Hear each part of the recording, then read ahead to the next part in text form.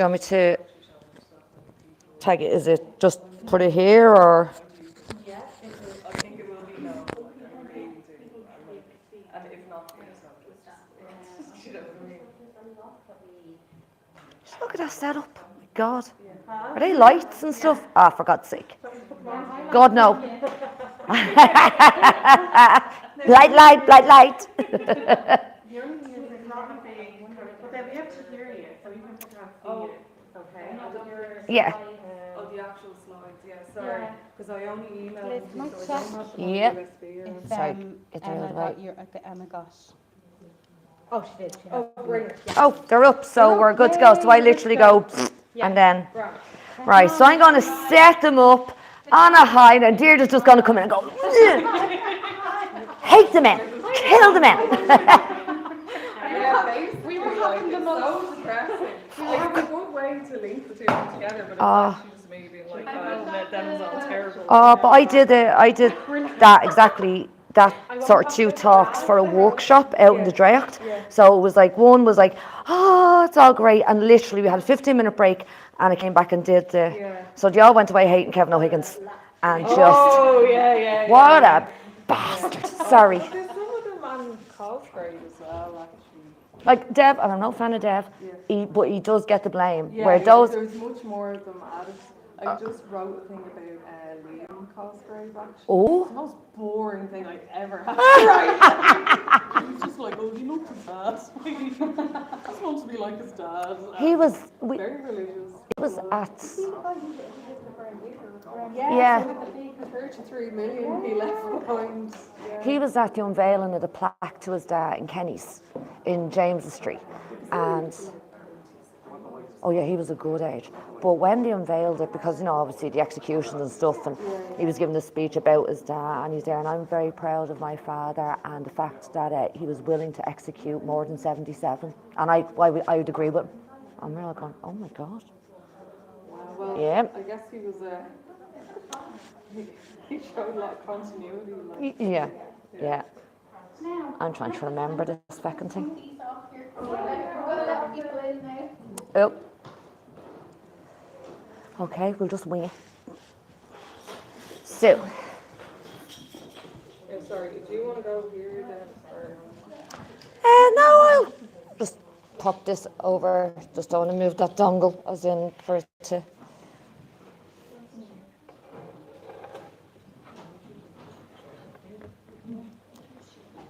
Move that out of the way. Move the water away.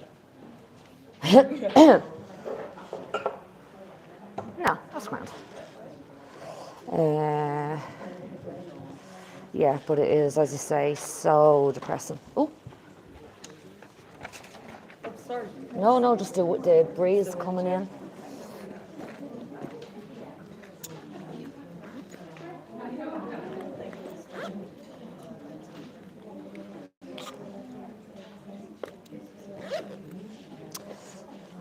And what was the thing you were writing for, Deirdre, on WTR?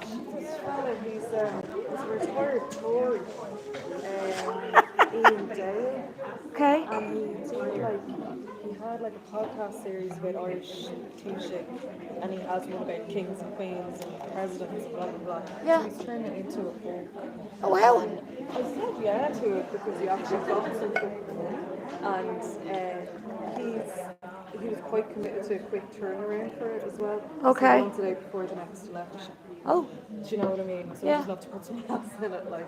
Oh. So, yeah. Geez, nice one. Yeah, that's all right. Are you getting paid for it? Yeah, like, not life changing. Yeah, but it's nice. Yeah, it is. Even though he was Tory, he was nice enough. here's like, Yes, how are you doing? I'm Laura. I met you a few times. Yes, you did. I'm going to just introduce you. And I believe you're. Yeah, you just say that. Research Irish Trinity. Yeah. No need to overcomplicate. Awards and things in here. I won't call the whole lot over. No time for speeches. And Laura, so it's about, are we doing me first and then are we breaking for a few minutes, is it? And then Deirdre. Yeah, the advice for Yeah. beer, forever. Okay. They'll all be asleep. I'll put them to sleep. No, you Don't won't. bother. Just maybe you haven't got a sticker or a water spray bottle or something. If you see anyone. We have a big stick outside.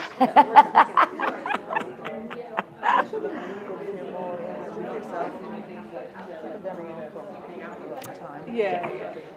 I know. Nice turnout. Ah, jeez, there's one man.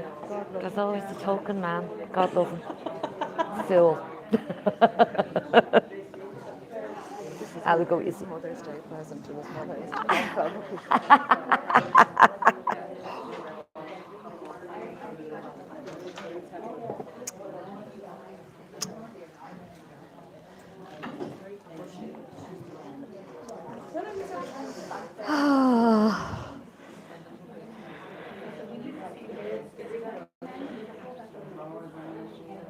Mags, you're working the pink. You're working the pink, love it. And the nails. Bright colours. I've started to branch out a little bit of colour. California, wear bright. Yeah, if you're away, wear the bright colours. The brightest I go is green. Here.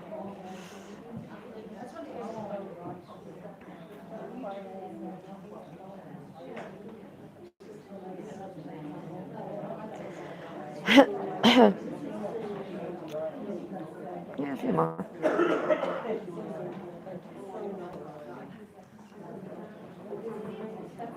Do, do, do, do, do.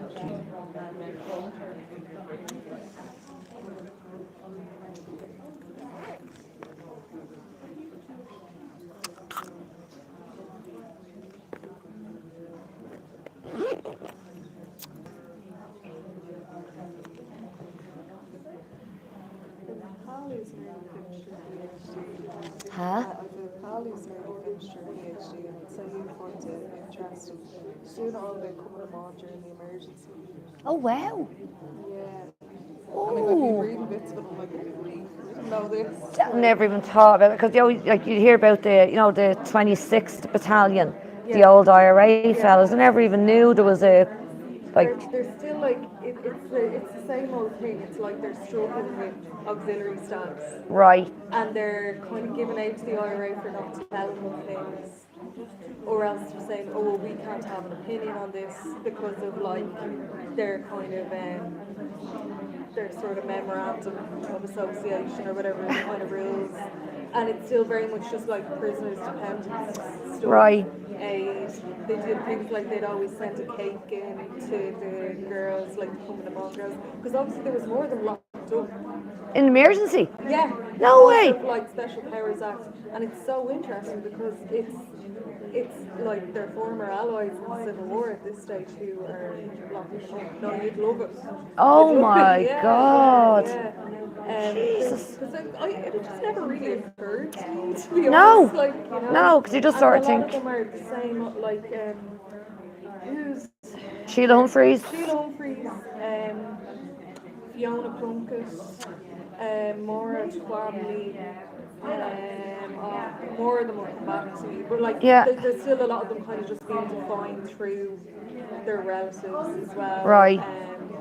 And yeah, the age stuff is interesting, and it's just the same thing. It's kind of like an identity struggle, and also trying to keep the organisation alive. And Do you know what I mean? did they have the way, like the blue shorts in Fianna Fáil? Did they have the same thing with the women? Because wasn't your woman Kathleen Brown? Wasn't Yeah. she a blue short? Like, is there any of that? Has she? Blouse. Yeah. I don't know if it comes into it. I don't think she's just kind of looking at them like because she's Well. got like their prison files. Wow. Yeah, a lot of them are in because it's also some of them are in prison up the north, so it's Prony and National Archives. Yeah. Jeez, fair play to her. Yeah. That'd be really interesting. Yeah, hopefully, she's kind of struggles with COVID and everything. Right. But yeah, she's on the kind of last hurrah now. Yeah. Jeez, it just shows the stuff that's still out there, like to be looked at you wouldn't think of. Yeah. Definitely not. There's Wow. so much. Yeah, grand. So about 40 minutes, I'll race through this. I'll be even quicker.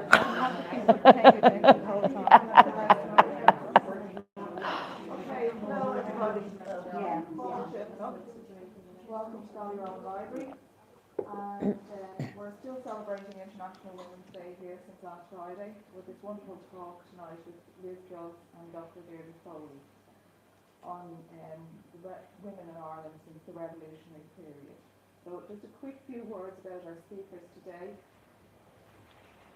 Liz is the author of 6 books, including Women of the Irish Revolution and 77 Women of the Easter Rising.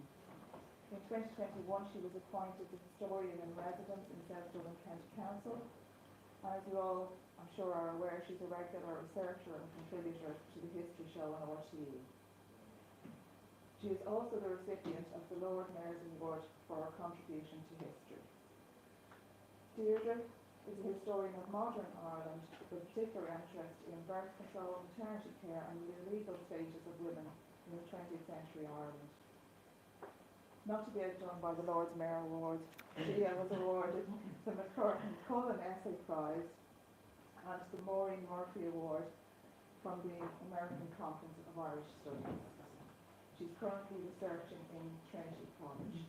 So if you all enjoy the talk tonight, just to let you know that we will have a very short break after the first speaker, and then we'll resume straight away.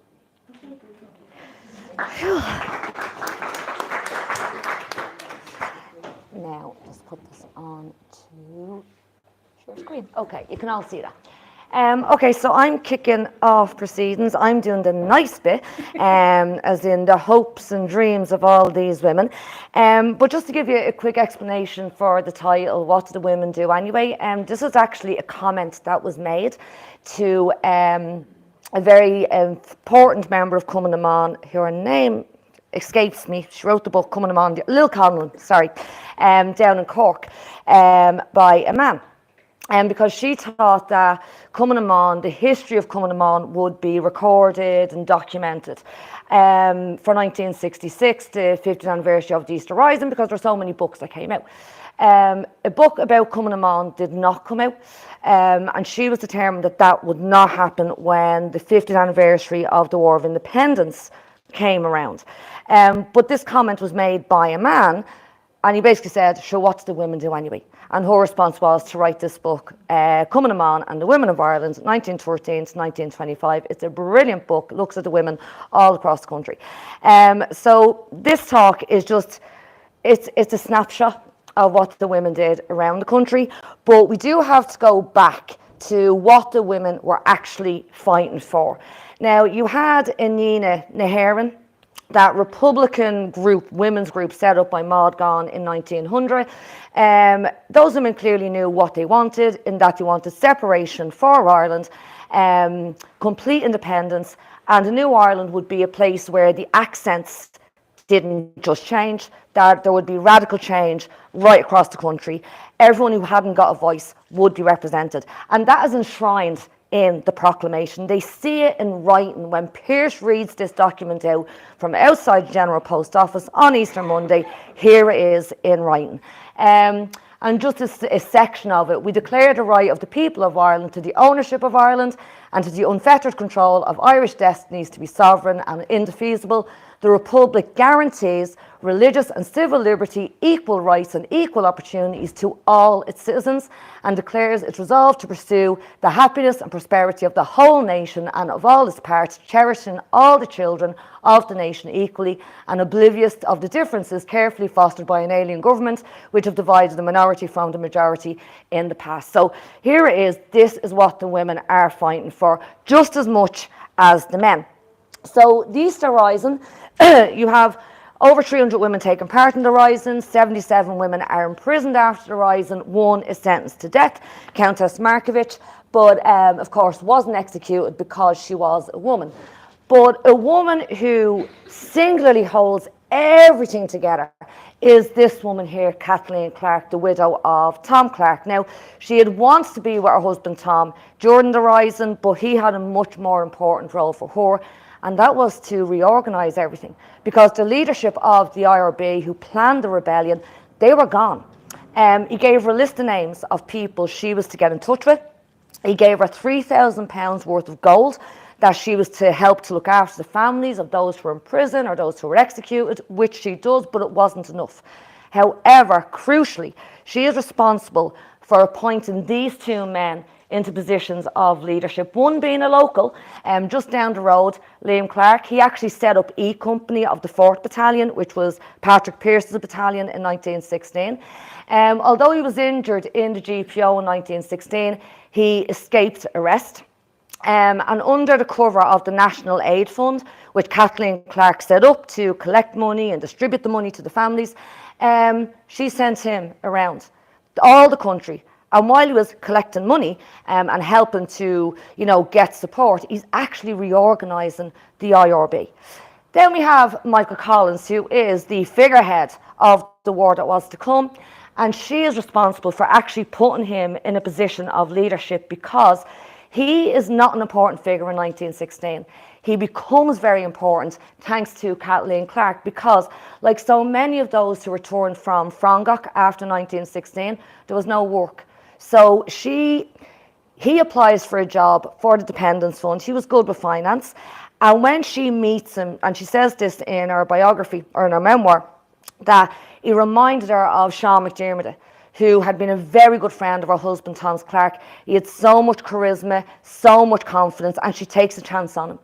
And him in that position of finance, he later becomes the Minister for Finance in the First Dáil, and then, as we know, becomes Commander-in-Chief of the Volunteers, or the IRA, and unfortunately then is tragically killed in the Civil War. But she is the one that keeps everything together after 1916. And here are some of the women that she used that worked with Kathleen in the National Aid Fund. Now, it's a bit of a mouthful. It's the Irish National Aid and Volunteer Dependence Fund, because it was two groups that came together, both doing the same thing. Kathleen's group was actually the Republican Dependence Fund. There was the National Aid Fund, but in the National Aid Fund, you had members of the Home Rule Party, and they wanted to merge with Kathleen. She was having none of it because she didn't trust those politicians and she would not back down. They did. So she pretty much controls this. Now, the majority of these women, all of these women actually in this photograph, were out in 1916. A lot of them were imprisoned in Kilmainham jail. So these were the women that were actually helping to change the minds of the people after the Rising, because the Rising was not supported by the people. Dublin City destroyed, First World War was raging, the city was devastated, and so many people were killed or wounded. But they knocked on the doors. And the one thing, or I suppose the British government made many mistakes after 1916. A big one they made was underestimating these women, because the propaganda war begins with these women very soon after the executions take place in 1916. So, amongst the women there, Kathleen Lynn, there's Madeleine French-Mullen, Nurse Elizabeth O'Farrell is just there on the left-hand side with the overcoat. And although 1916 was a military failure, it is that spark that ignites the flame of revolution. Now, in 1917, you have the reorganisation of the Volunteers, also Cumann on, which was the nationwide women's organisation, that began to expand. Now, this event is crucial. It's a turning point in terms of politicising so many young women, and it is Lá na Món. So in 1918, in the spring, the war was still raging, and the Germans had launched an offensive, and it didn't look like the Allies were going to win. Now, Britain had not introduced conscription to Ireland, and all of a sudden they realised they need men to put into their army, and there's hundreds of thousands of Irish men that can be brought in. So they decided they would introduce conscription to Ireland. The response they got from the country was a massive no. You have the national campaign taking place in April, and this is men and women and kids signing the national pledge, and it was a huge success. There's a day's strike. You have every church, literally people would be signing the pledge after mass. But the women also realised that this is a moment for them where they can have a say. Because if the men are conscripted into the army, who will fill their place in the workforce? The women. So the women organised their own day in June, St. Columkille's Day. This is the only photograph I've been able to find of the women actually marching to City Hall. These are members of Cumann na mBan. Now, this event brought together the Women's Workers Association, the Union, the Drapers Association. You have all of these organisations, Cumann na mBan, all of them coming together to organise this day. The main event obviously happened in Dublin, but Cumann na mBan, they were tasked with overseeing everything. And the women most likely in this photograph are members of the Anina na hÉireann branch of Cumann na mBan. They were very militant, a very militant group of women, and it's actually the Anina women in their pension files that specifically mention Lá na mBan. The others put anti-conscription duties, but the Anina women put on duty at City Hall Lá na mBan. So you can see they're marching very, very proudly, and they had their own pledge. So whereas the national pledge was they would resist the enforcement of conscription by any means necessary, the women are specifically stating why they're saying no to this. Because the enforcement of conscription on any people without their consent is tyranny, we are resolved to resist the conscription of Irish men. We will not fill the places of men deprived of their work through refusing enforced military service. We will do all in our power to help the families of men who are forcibly conscripted. Now, this actual certificate, this was a souvenir certificate, and you could apply for your souvenir both in Irish and in English. Now, the plan was that they were actually going to gather up all of the signatures of everyone who signed the Women's Pledge, and that was going to be collated. We do have a few ledgers from the national campaign. There's only one ledger that exists in relation to the women, and it's down in Kilkenny in the Archaeological Society, and they put it up on their Facebook page. They didn't know actually what they had, and it's a list of 1,000 names of women from Kilkenny who signed their pledge. It's actually at the front of a receipt book for a dairy, which was owned by a Republican family. So you look through the first few pages and there's all these names and you see the cert and the writing and so on. Then you fast forward a few more pages and there's receipts for butter and milk and cheese and so on. But it was saved. That is the only one we actually do have in existence. But they've done a great project down in Kilkenny looking at the biographies of the women. So you can check out their website and go through and have a look. 2/3 of the women of Ireland signed the pledge. 40,000 women in Dublin alone signed the pledge. You have villages all over Ireland where there probably wasn't 300 people in the village, but yet 300 women turned out to sign the pledge. The local newspapers are fantastic. The weather was atrocious, but it didn't stop the women turning out.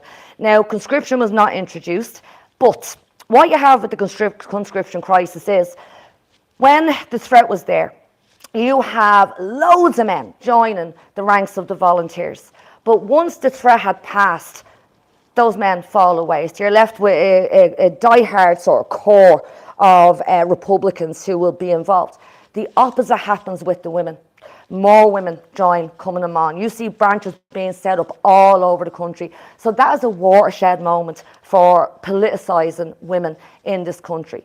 So then we come to the War of Independence. And whereas the women played a really important role in 1916, despite the fact that for the centenary, some male historians said all they did was make sandwiches. They did an awful lot more than that, both in 1916, but they come into their own in the War of Independence. Whereas the IRA was an invisible army, the women were completely invisible. The War of Independence was a guerrilla war, an assassination war, an intelligence war, a propaganda war, and the women are there, especially in intelligence. So just to highlight a few of them. Here we have Nellie Bushell.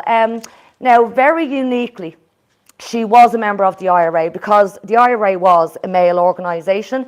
You do have a couple of exceptions, one being Nellie Bushell, and she worked as an usherette in the Abbey Theatre.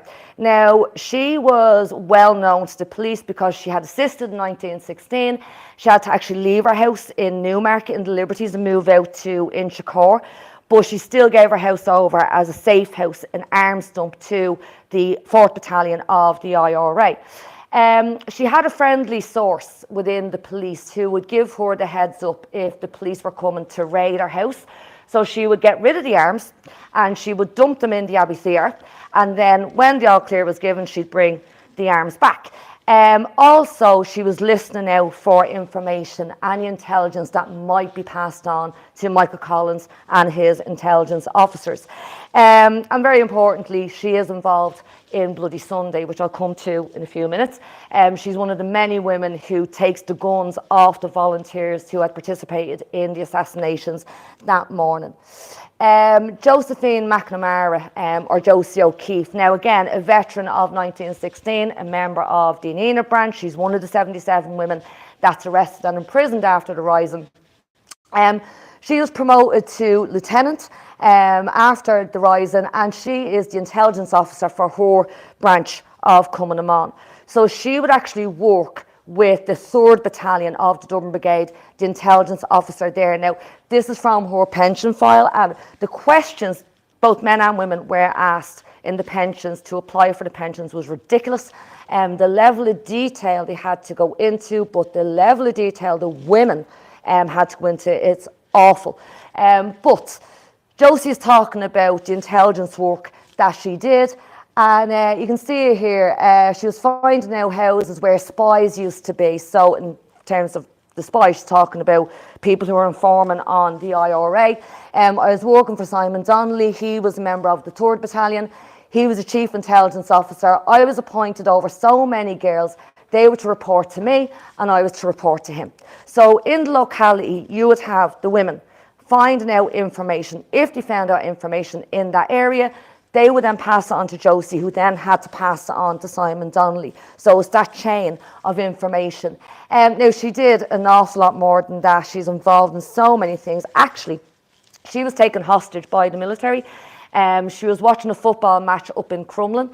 Members of the IRA were just having a game of football, but a patrol of auxiliaries came along and she got word to the lads. They ran, but the auxiliaries saw her and arrested her. At this stage in the War of Independence, the IRA had been ambushing military patrols, throwing grenades at the tenders, and to sort of counteract this, the military put wire mesh over the trucks. So to stop this, or to sort of combat this, the IRA put hooks on the grenades so they would hook onto the mesh.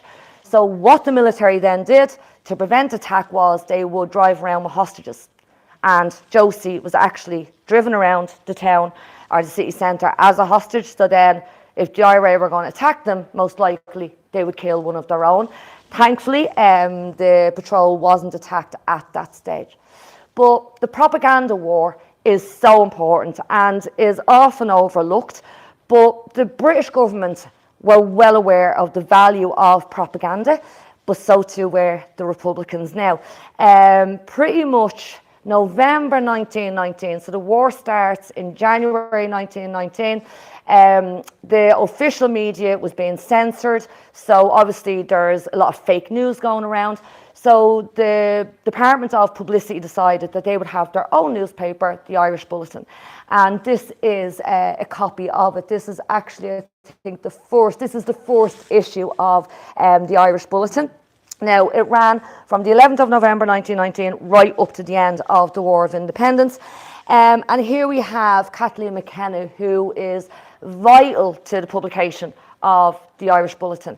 Now, she came from a Republican family, was in England with her family in 1916, came back to Ireland on a holiday in 1919. She knew Arthur Griffith, he was a family friend, and she goes down to meet him, and then she sort of lands herself a job with the Irish Bulletin. So it starts as a holiday. Basically, she remains here for the duration of the War of Independence and Civil War.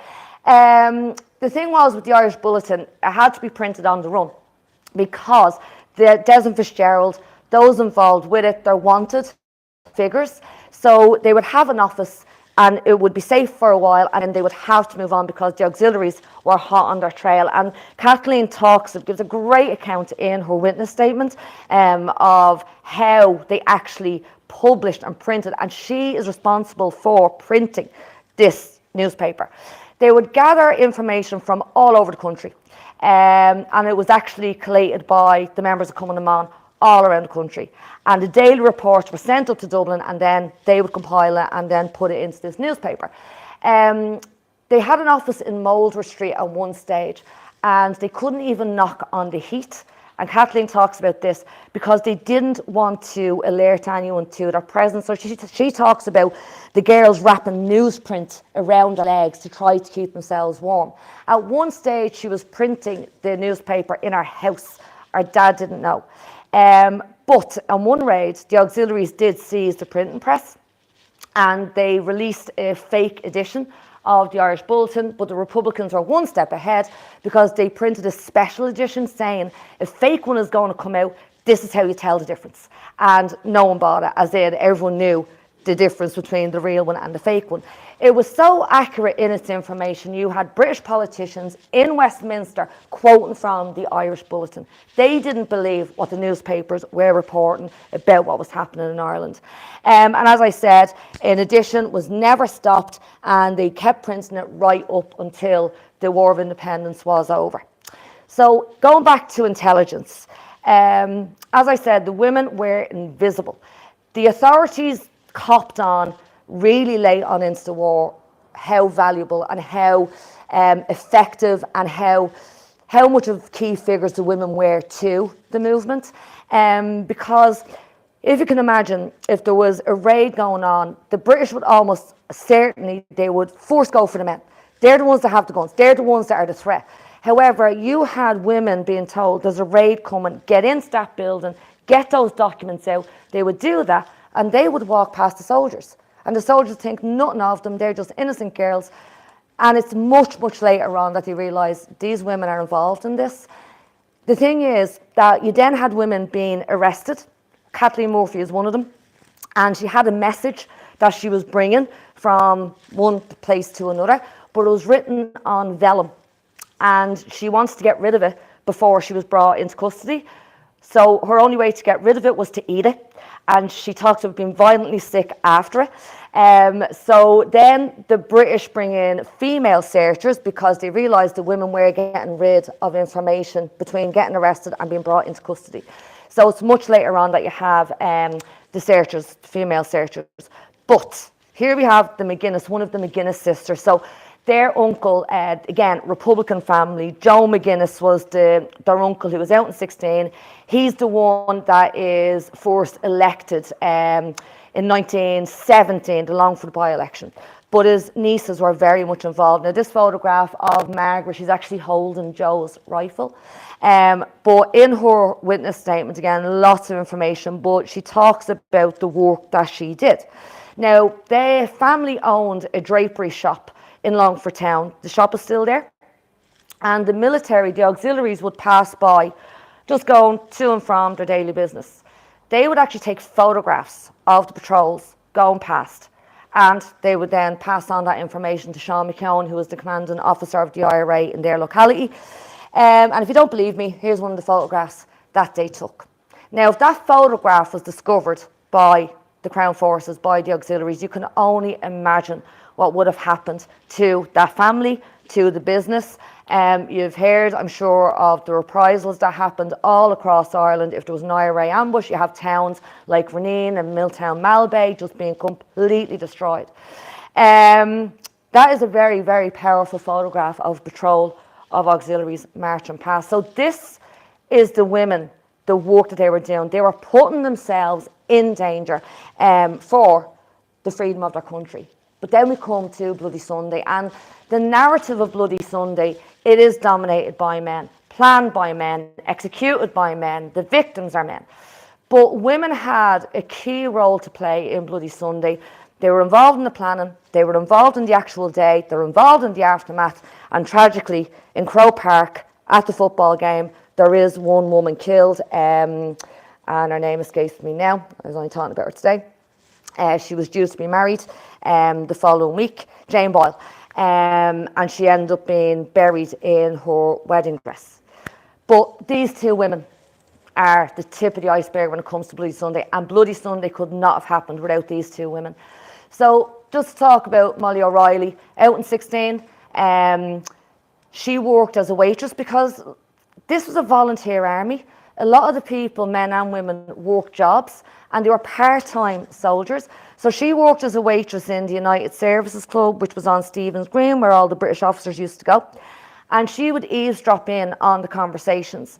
Now, at the time of Bloody Sunday, the reason that happens is because Michael Collins' squad of assassins had destroyed the G Division, the political police division in Dublin Castle, in the first months of the War of Independence. So the British government were blind when it came to who was who in the IRA. That local knowledge was gone. So they reorganised their intelligence department and bring in fellas from England, people who had served in Egypt and Russia, all across Europe in the First World War. But unlike the G-men, these were not police. They didn't go into the barracks. They had a cover story. These are proper intelligence officers. They were businessmen and they lived all around, predominantly on the south side of the city. There's a brilliant book, should be in the library, by Caroline Woodcock. Her husband was a British soldier, but she was a witness to Bloody Sunday, and she lived in 28 Pembroke Street, which is one of the worst places hit on Bloody Sunday.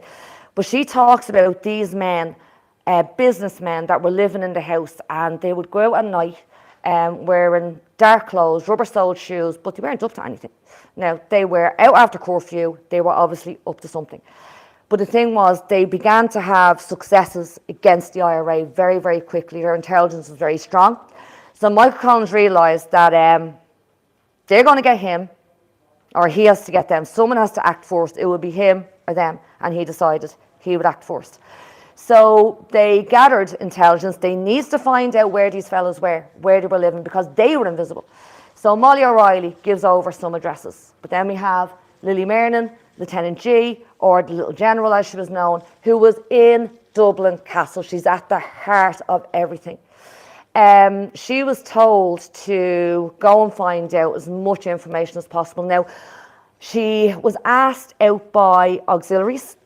She was asked out by the officers. She didn't want to go by herself, so she asked a friend if a friend could go with her. And she talks about going to the whist drives, and she's listening in on everything. And then she would meet up with Frank Soren, who was one of Collins' intelligence officers, and she would go to the restaurants where she knew these officers were, and she would point them out. And she provided so many names and addresses of men who were going to be assassinated on that day. The other thing about Molly O'Reilly is she moved from the United Services Club to the Bon Bouche restaurant around on Dawson Street because they were getting suspicious of her. She continues to do her work, but in the Bon Bouche, the soldiers had to leave their guns. So she would see that, they'd leave them in the basement of the building, and she would then alert the local IRA, there's some guns here. So not only did she provide addresses, but she also provided guns to the IRA. Both, they were not discovered. Their actions were never discovered. And the result was that you have the successful operation where Collins' men go out on Bloody Sunday and they assassinate the British intelligence officers. Then we have this woman, Bridget Martin. And this is the thing, the women were putting themselves in great danger, but also in a position to be judged morally by their own people. Because her husband was a member of Sinn Féin and was arrested by the auxiliaries, in particular by one fella, Captain King, who was notorious. This guy, John Reynolds, was actually there when her husband was arrested. And she feared for his safety, and he said to her, look, I'll keep an eye on him, he'll be okay, I'll make sure he's safe. So in hearing that, she didn't believe him, but she then goes to Dublin Castle where her husband was being held, and sure enough, he was okay. So she then goes to Collins and says, I may have a fella that could help us. And Collins says, okay, you negotiate with him and you treat with him. So he would actually go to her house and come and give her information. He actually gave names of the men that were going to be assassinated on Bloody Sunday. Turns out he was all about the money. He was discovered, his treachery was discovered by the Crown Forces. He was imprisoned, but the treaty saved him. Then he went pro-treaty, was helping the National Army, then decided, nah, I'm on the wrong side, and was given arms to the anti-treaty IRA, where he was discovered. It was all about the money. But the thing was, her husband was in prison. So here's this man coming to the house of a married woman. People could be thinking anything. But again, that was what the women did. And when it comes down to the treaty, the majority of Cumann na mBan, they reject the treaty. Now, here we have the 6 women TDs, because by this stage, the Dáil had been set up. You have 6 women appointed as TDs to the Dáil. All of them rejected the treaty. If you haven't looked at the Dáil debates, they're all online, oireachtas.ie. They're a fascinating source, and literally you are reading the breakdown of a country. People who would have killed for each other are literally killing each other verbally. They're attacking each other. But the women in the Dáil debates, they get the blame on rattling the bones of the dead. They're very emotional and they're very irrational. Mrs. Pearce is the only one that talks about her dead son, saying that they will haunt her if she accepts this treaty. It's not the Republic. The oath that has to be taken to the Crown. Partition really isn't mentioned in the Dáil debates because Ireland had been partitioned the year before. But if you look at the actual debates, the men are just as emotional as the women. You have men talking about Tom Clark and, you know, bringing up the men in 1916. Kathleen Clark actually takes exception because before she gets to speak, a man talks about her husband. And it's like, I have every right to talk about my husband, pretty much you don't. But the women are seen to be the ones that sort of cause the division and make it worse. So when it comes to the vote, the Dáil passed the treaty narrowly. Cumann na mBan were the organisation, the first organisation to hold a convention and vote on the treaty, whether to accept it or reject it, and they overwhelmingly reject the treaty. You can see it there, 482 delegates are present and 419 against it, 63 for it. Now, just like the IRA, there is a split in Cumann na mBan, and they are just as much involved as they were in the War of Independence. You do have a sort of an argument played out publicly between the pro and anti-treaty side, because both sides, just like the IRA, they see themselves as Cumann na mBan. So you have pro-treaty Cumann na mBan, anti-treaty Cumann na mBan, and especially down in Cork, it gets a bit vicious between Lil Conlon and Mary McSweeney, who was anti-treaty, Lil Conlon being pro-treaty, but the anti-treaty side retained the name Cumann na mBan. So what did they do in the Civil War? They're there in the thick of it, with the fighting. In the forecourts, the first building to be attacked when the Civil War begins on the 28th of June 1922, you have women in the forecourts. You have women going from the forecourts to the block in O'Connell Street. They're in Capel Street. They're all around the south side. Where you have an anti-treaty position, you have women there. They're running the dispatches. There's a great story of Maura Comerford, actually, and there's a journalist on O'Connell Street, and he's, you know, giving a report and so on. And actually, this is meant to exist, this film footage. And all of a sudden, you see this woman just walking past with a bicycle, and it's Maura Comerford. She ruined his shop, basically.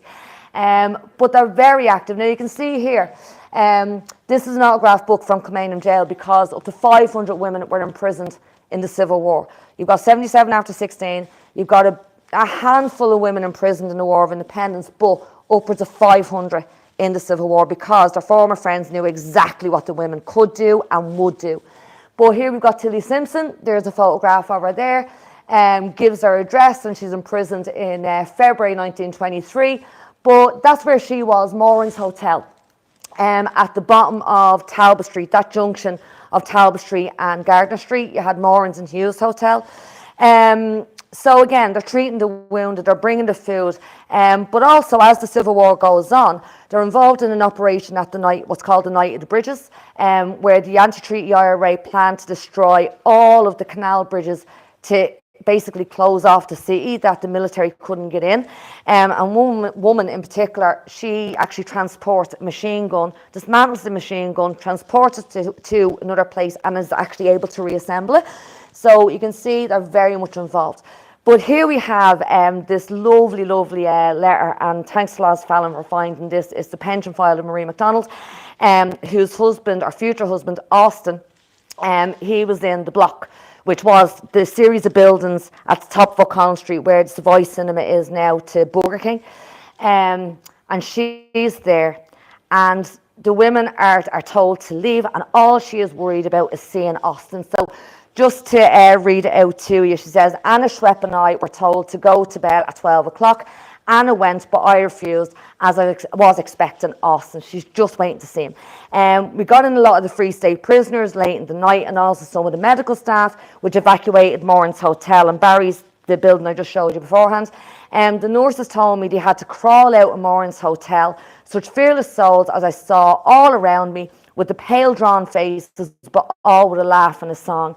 At last came Austin. I ran to him, and we whispered in the hall through the din of the noise and shooting. We had just got word that we would be shelled and to be ready with all our clothes on for any eventuality. So we said goodbye and was glad that we would meet the same death together. They didn't die. It was all good. They did survive, and they got married later on. But you can see, despite this war, like the city's being destroyed, all she wants is to be with her future husband, to be with her sweetheart, and if they're going to die together. Now, unfortunately, these scenes were to be replicated over the coming months during the whole Civil War, and it was the funeral processions. Now, here's the funeral of Cathal Brugha, who died on the 7th of July. He's like the last casualty of that initial fighting in the block, where there had been 30 women amongst the garrison. Linda Cairns is there when Cathal Brugha leaves the burning buildings.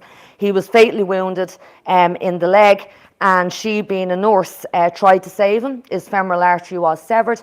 He was taken to the Mater Hospital, and tragically he died. His wife Kathleen insisted that it was the women of Cumnaman that would be the guard of honour at his funeral. So here you see some of the members of Cumnaman standing over his body in the Mater Hospital, and then of course leading the funeral procession. Now, this is at the start of the Civil War, but as the Civil War went on, as it became more dangerous, as so many men were on the run, it could only fall to the women to do this job. They were also tasked with being the firing parties over the coffins during the funeral processions. Now, that's fine up until February 1923 for the first couple of months. The women weren't really being arrested, but that does change in February 1923, and I'll explain why in a few minutes. But I just want to tell you about these three sisters, the Cooney sisters. Amazing sisters. I'm not just saying that because they're from my neck of the woods, the Liberties, but they were veterans of 1916, again imprisoned after the Rising. Very, very, very involved, both in the War of Independence, but in the Civil War, they're doing everything, including smuggling in soldiers' uniforms to Mountjoy Jail that will be used in an escape attempt. They smuggled in guns to Mountjoy Jail. I don't know how they did it. It was in a cake, but they managed to smuggle in revolvers and a uniform. I'm assuming they wore the uniform under their clothes and took it off in the prison. The actual escape didn't go off, but you can see here sort of detailed report in the pension file from the sisters as to what they did. A very anti-treaty Republican family, and very much involved. The propaganda, and this is where the women really do come into their own, where they really are a threat. Now, just to give you two examples, they did not hold back. So this image, because Grace Gifford, the love story in 1916, Grace marries Joseph hours before his execution, but she was an artist, she was a cartoonist. So her pen was her weapon. But this image here was printed in the national newspapers. It's really vitriolic, because this must have been printed around the time that the treaty vote passed the treaty. And what it is Michael Collins shaking hands with the British Governor General. Dublin Castle is there, but he is surrounded by the ghosts of 1916. And there it is. There's a quote on it, a caption, "Was it this that they died for?" You don't need to say anything more than that. But then this image here was drawn by Countess Markievicz. So again, anti-treaty. But what this image shows, because just like in the War of Independence, the anti-treaty IRA had many Republican newspapers, anti-treaty news sheets. And what this shows is the murder of Sean Cole and Alf Colley, who are members of Na Fianna, in August 1922, 4 days after Michael Collins was killed in the ambush at Bound na Blah. Na Fianna, they were anti-treaty, but the thing about Na Fianna was the Scouts movement, was that once a lad turned 16 or 17, he automatically joined the IRA. So you had this constant stream of soldiers flooding the ranks of the anti-treaty IRA. So the National Army wants to send a message to them, stop. So 4 days after Collins is killed, Sean Cole, Alfred Colley are taken in broad daylight from the streets on the north side of the city by what was a murder squad. They were taken out to the Yellow Lane, and what was meant to happen was they were going to be brought up this country lane, no one would see it, and they would be killed. However, the gate to the laneway was locked. Despite the fact that there were witnesses, the two young men were just shot in broad daylight in front of so many people. Despite being an inquest held, no one could identify who were the perpetrators. And these are the first in a number of reprisal killings, the acts being carried out by that murder gang that would operate throughout then the Civil War. But Countess Markievicz did this, and it says, Father, forgive them, for they know not what they do. Sean Cole, Alf Colley, Boy Scouts of the Fianna, murdered August 26, 1922. So you can see that these two women need to be gotten rid of. And these are even worse examples. So here we have Harry Boland assassinated July 1922, and it's Michael Collins looking at his coffin. And it says, Michael Collins, what will the Morning Post think of me now? Then you have this one. They called the Free State government Free State freaks, or the Green and Tans. And this is of Desmond Fitzgerald, liar-in-chief to Publicity Department slave state. So you can see it's vicious. But then this one of Richard Mulcahy, because while you have the reprisal, the murders happening, then there's the official executions that begin in November 22. Roughly 81 or 83 anti-treaty members were officially executed by the government.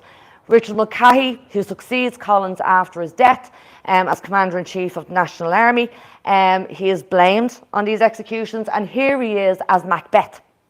And what they're saying is, Mulcahy, haunted by dreams of prisoners murdered by his troops, and that would be going back to the Cole and Colley. And what he's saying is, out damn spot, out I say, what need we fear, who knows it? And where none can call our power to account, here's the smell of the blood still, all the perfumes of Arabia will not sweeten this little hand. So they're not holding back with that propaganda. Hence, you have so many women being arrested, and Countess Markievicz and Grace Gifford, especially Grace Gifford, end up being arrested, being imprisoned. We have Bríd O'Mullane, who was Director of Propaganda. She's arrested in November 22, imprisoned in Mountjoy Jail, and she's there when the executions of the Mountjoy Four happen, which is Rory O'Connor, Joe McKelvey, Dick Barrett and Liam Mellows, executed for the assassination of Sean Hales on the 7th of December 1922. Transferred to Kilmainham Jail in 1923. Now, you have the mass arrests of the women happening in February 23, February and March, because the women were slipping through the net. The government sort of introduced legislation that gave them the power that if they suspected you of doing anything, then you could be arrested. So then you see the mass arrests happening all around the country of the women, and they want to sort of keep them in one area. So they bring them from Kerry, from Galway, and bring them all up to Dublin, hold them in Kilmainham Jail, and then later transfer them to the North Dublin Union. And it's when they're being transferred to the North Dublin Union from Kilmainham that the riot breaks out in Kilmainham, because although Kilmainham was bad, it was worse in the North Dublin Union. And it took the Free State soldiers about 4 to 5 hours to physically remove 60 women from the East Wing in Kilmainham. If you've been to Kilmainham, the newer wing, and the women lay siege on the top floor. And the soldiers come up the stairs, the women are waiting, and then all hell broke loose, and they were kicked, beaten and dragged down the stairs by their former comrades. Sheila Humphreys, she is a huge figure in terms of the anti-treaty side. She is one woman that is very much involved, as in is active. Ernie O'Malley, who was a well-known, wanted anti-treaty figure, was hiding in her house. When the Free State soldiers came to arrest him, a gunfight breaks out. She's involved in the gunfight, and she was arrested, as was her mother and her aunt as well. She ends up in Kilmainham jail, and there's a brilliant story. She was involved in the escape tunnel, digging the tunnel in Kilmainham. Now, I've seen the remains of this tunnel, and it's underneath the West Wing, where the 1916 leaders were held. The kitchens were below. And so there was about 4 of them involved, and they were digging out the soil, and they actually got very far, and then they were discovered. And how they were discovered was that they had, the matron had seen a pile of just rubble and soil just hidden in an alcove. And I think they also found Sheila Humphrey's shoes amongst the rubble and the soil. But they weren't disheartened when the tunnel was discovered. They were just like, Asher, we'll try again. But she was also transferred to the North Dublin Union, and like so many of the women, remained a committed Republican for her entire life. But I'm going to bring it back to these 2 women. I'm going to end with these 2 women, and it is May Gibney and Essie Snoddy.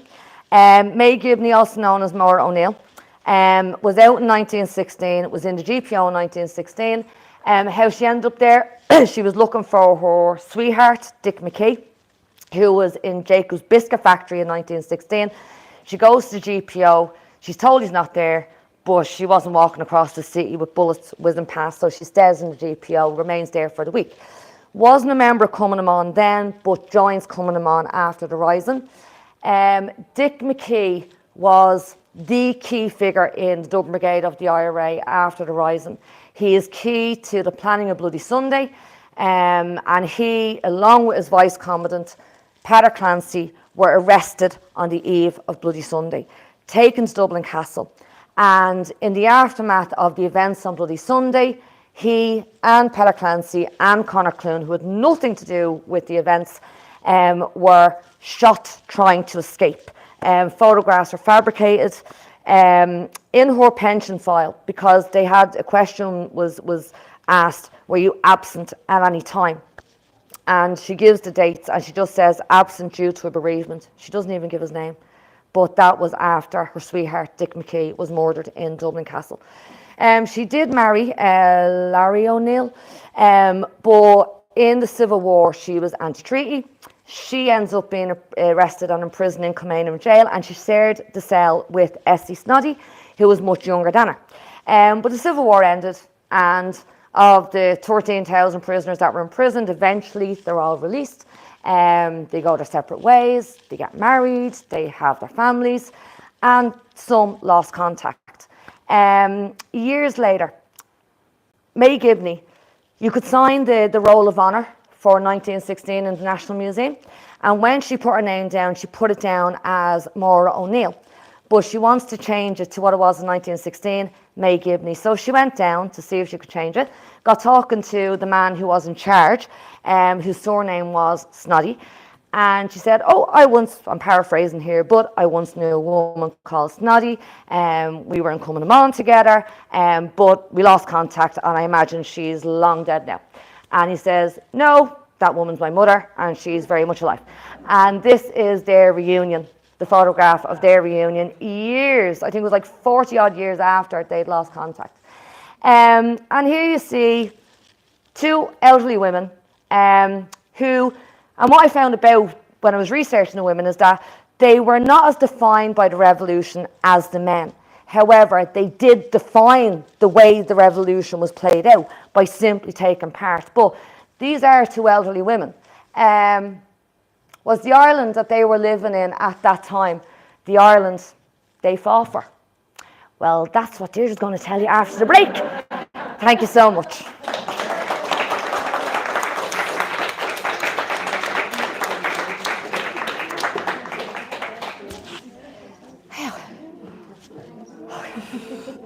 I'm done now. I can relax. in a good way. It's always great energy. Like That picture is Isn't it amazing? Isn't it fabulous? They're just like, oh. Now, this is your one. Now, you're just, that poor chap is just going to get battered. yeah, basically. Do you need, I'll take that from you, and I'll just turn it off for now, and I will.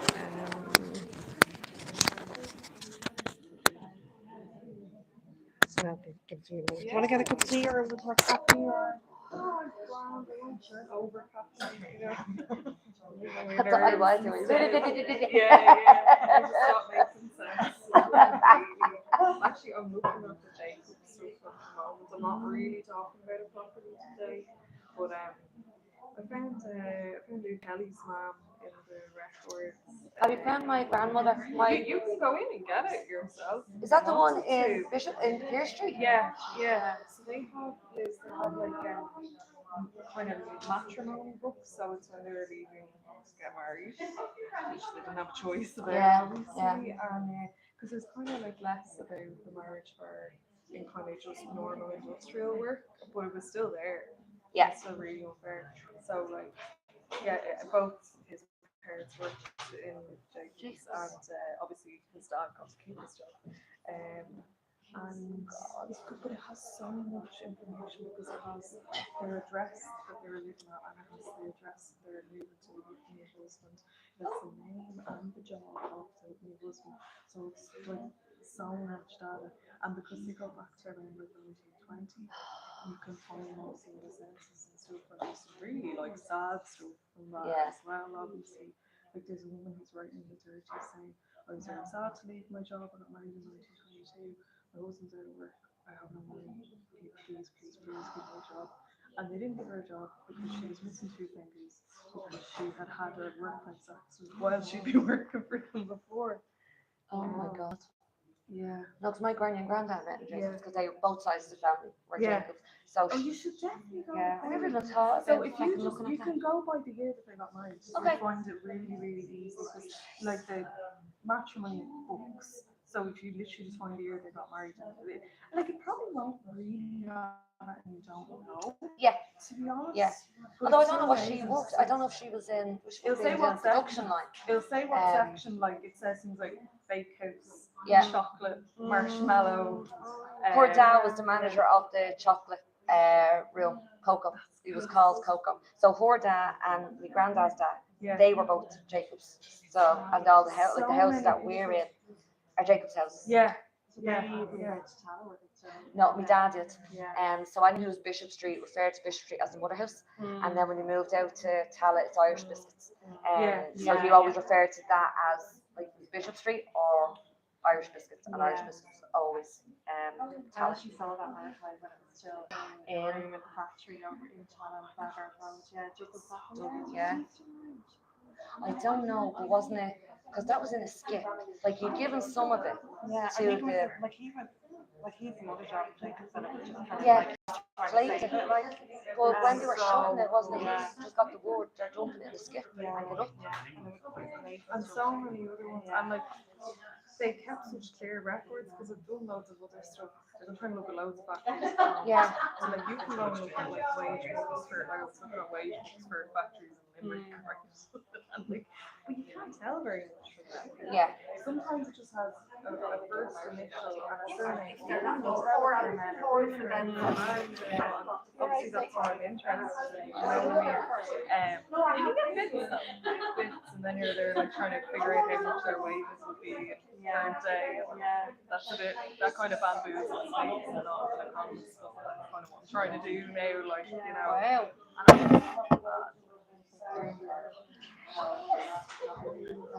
Jacob would go through that. They were like Yeah, not as good, I don't think. As in with the pensions and stuff. And certainly with the doctors, because Guinness is like your kids can go to the doctors. But certainly by the time that they moved up here, you know, and even the children's parties, like it was the staff that organised the children's parties, not Jacobs. Oh, that's where that is staying. I do this. Well, there's the watch and there's the bag as well. I saw the bag is brilliant. I was like, Yeah. Were you at Comic Con? I've always wanted to go. Not the one just gone, but the one last year, and there was one actually out January. And God, yes, Anime Con, and it was small, but like all the people that are at Comic Con go to that, as in all the sellers. And it's just like it was so much calm. It was lovely. It was, and I got great stuff. So, oh yeah. But there's a place, and they just every year I'll get a bag off them because they do Bob Ross bags, they do Jaws bags, they do great selection, and they're really good quality as well. So yeah, where are you Cramps. But yeah, grand. We're on to the science stuff at the moment, so we're doing a big program of STEM stuff right here. Wow. Yeah. I I know. know. I love to hear that. Seriously. I went to their partners meeting, for the Dublin Festival of History. Oh yeah. But it turns out all four councils are getting involved this year. Oh, DLR good. are coming in as well. Okay. Well, it does make sense. Well, who's running it though? Oh, Sissy, we just provide an event and we send it in. Okay. Yeah. It's still their baby. So Prepare for it to be. It all looks great on you. because I have to admit, I always love going to it. So Yeah, there's a lot of chaos, I can imagine. especially with the I got a Tara Doyle. She used to do that thing, and then he hands it over to Project. I saw that. It's all Yeah. about data, all about they're not the best at Yeah. stories. Very well. That's not good. No, nothing like South Dublin. Nothing like South Dublin. So it's like yeah, and it's very much. Oh, will you do this talk tomorrow? No, don't think so. Okay. Another talk tomorrow? No, tomorrow no, but on Thursday I'm doing with Ryan on Yarn Mutiny. Oh, brilliant. I don't know.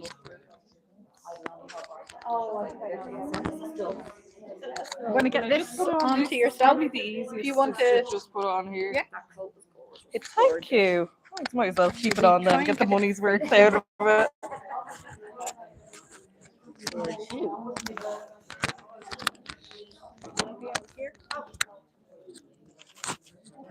Yeah, whatever works. There we go. Brilliant. Thanks so much.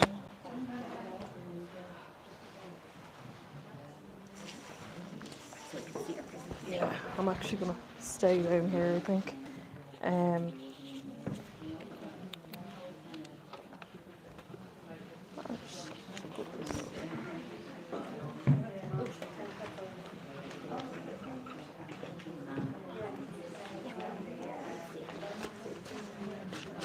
It's not as many like nice pictures of ladies as yours, like.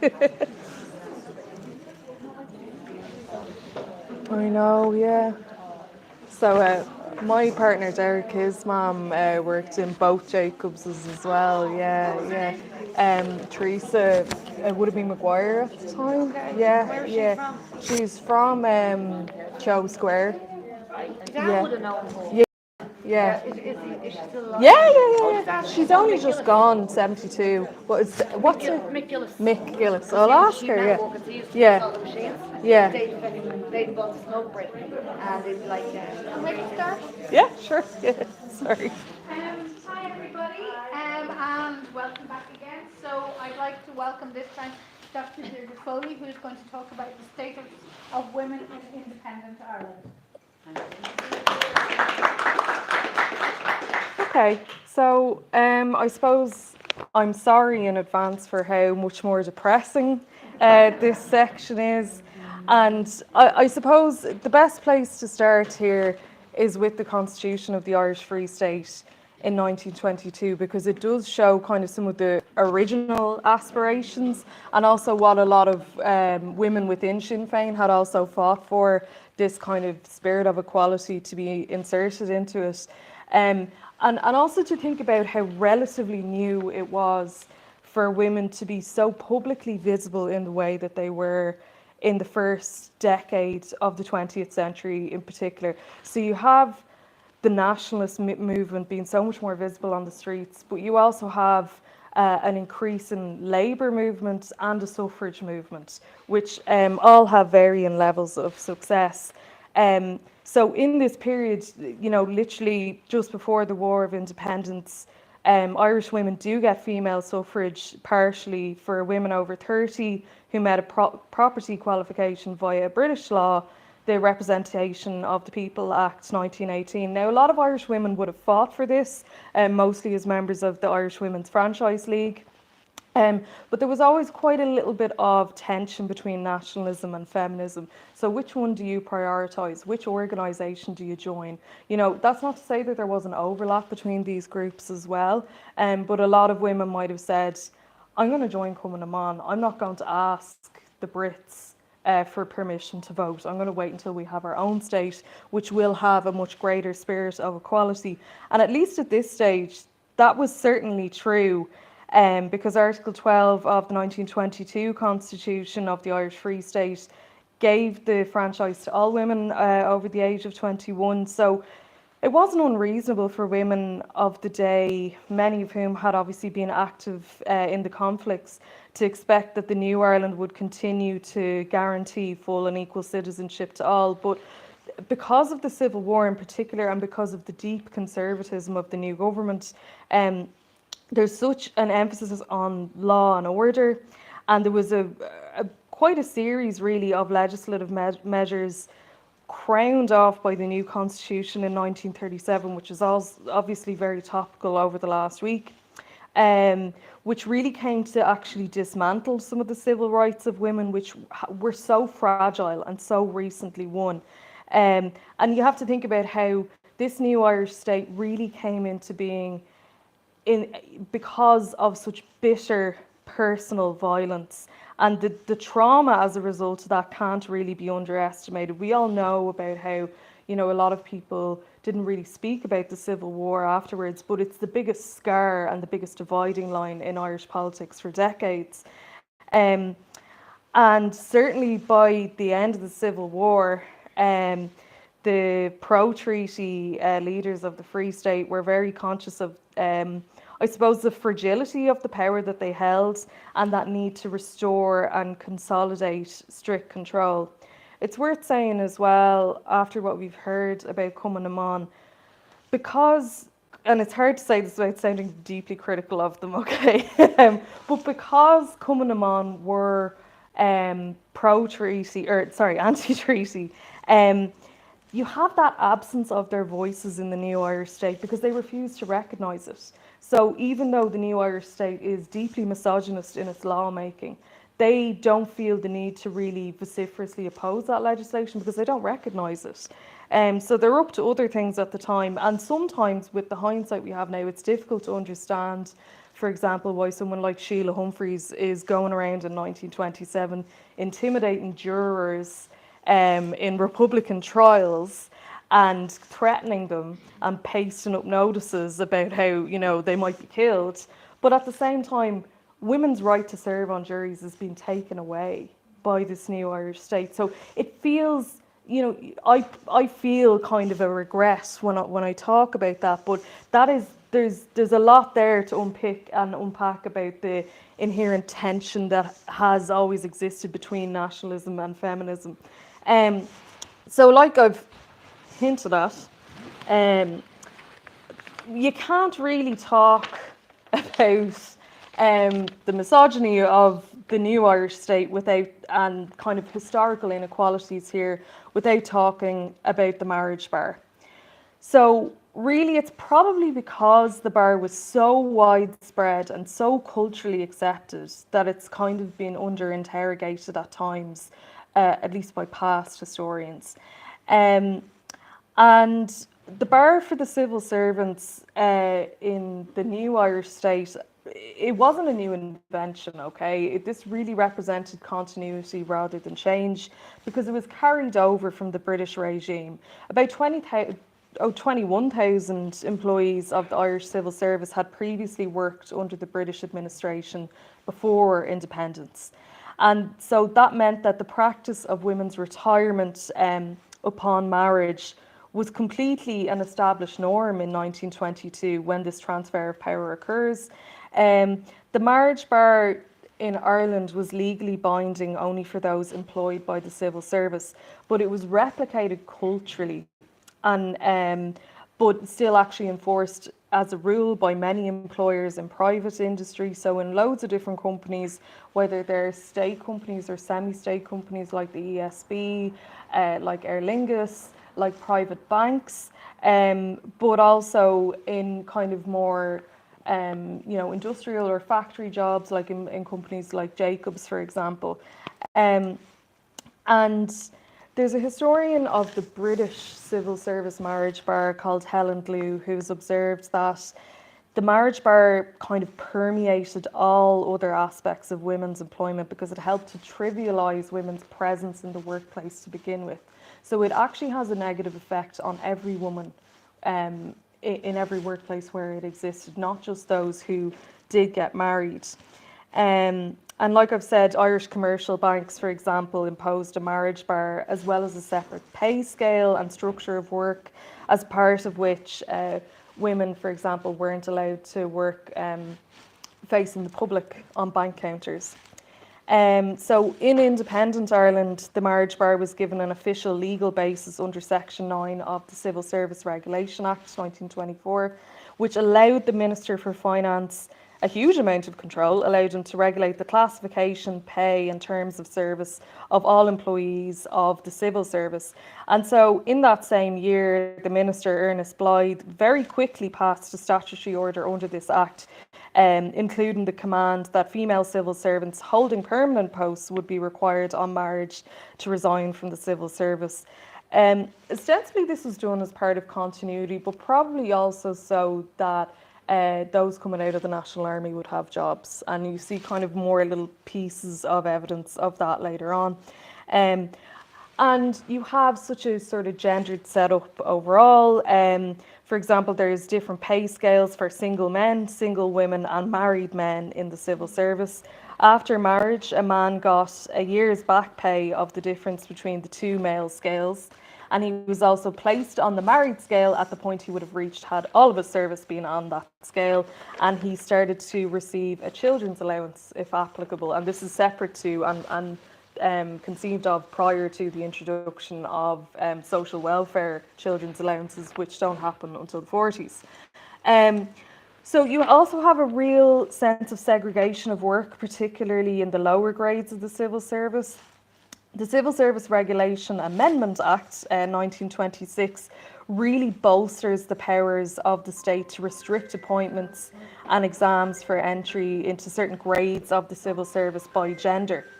And this meant that the majority of women in the civil service are clustered in the lower grades, like that of writing assistant, typist or cleaner, although there was never any marriage bar for cleaners of government buildings.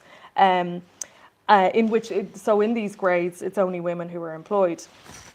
Now, there are some small benefits to the marriage bar, though it's hard to think of many. But at the time, the marriage gratuity was quite an incentive for women who were entering the civil service. This was a lump sum that was payable to women retiring from the service on marriage.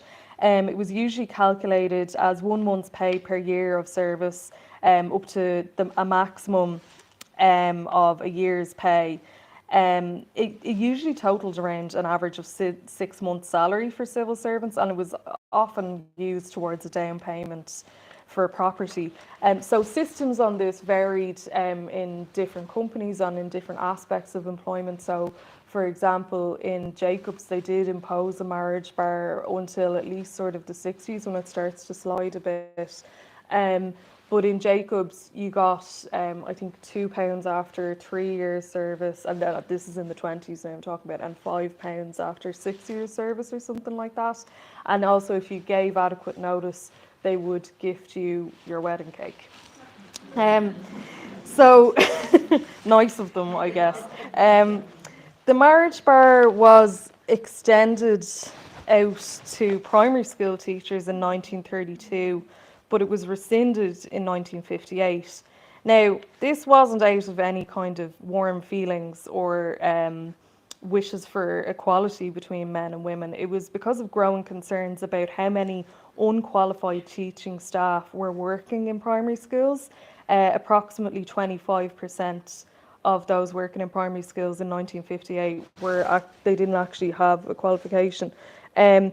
So the rule was changed only after the Minister for Education had established through a research group that the only alternative to removing the marriage ban in order to rectify this shortage of qualified teachers would be the provision of 2 new teacher training colleges around the same size as Pat's, which was at an unviable financial cost to the state.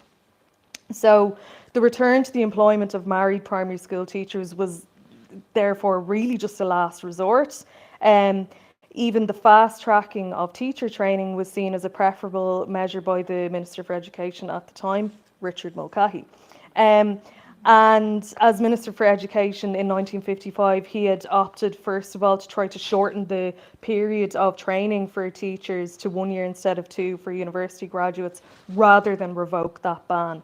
So therefore, we can really see that the eventual abrogation of the ban was enacted above all else as an economic decision rather than a question of gender equality, and it would definitely be a misapprehension to really define this change as one that was actually motivated by a wish for the expansion of women's rights.